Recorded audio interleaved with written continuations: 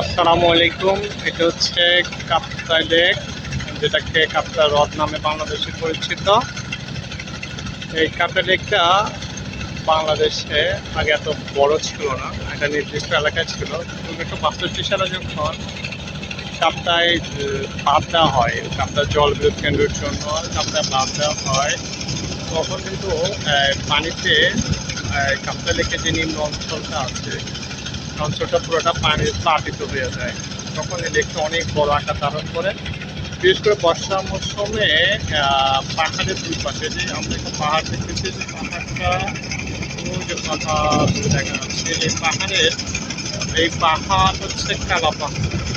এই পাহাড় এই রিজল্যান্ড এবং এই যে আপনি দেখতেছেন দিগন্তের শেষে যে হচ্ছে এই রিজল্যান্ড এবং এই পাশে যে বড় পাহাড়টা আছে কালো পাহাড়টা, এইগুলো দেখা যাচ্ছে।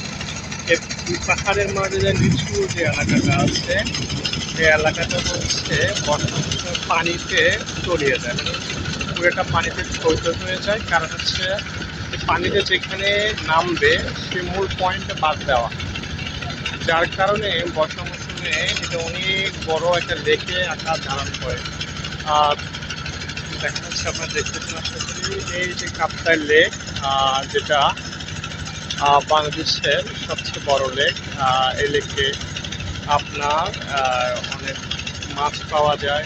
তারপর হচ্ছে এই লেক নিয়ে যদিও উপজাতির বাংলাদেশের জাতি গোষ্ঠী আছে, তো অনেক অনেক ক্ষোভ আছে।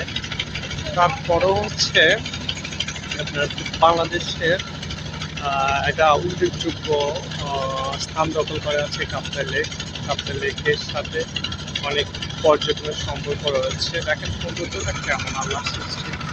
এই যে হচ্ছে লেকের এই যে একটা পাহাড়, ছোট একটা পাহাড়, এই যে পাহাড় আছে, আমরা এই যে পাহাড়, আবার একটু সামনে গেলে আরেকটা পাহাড় দেখতেছি।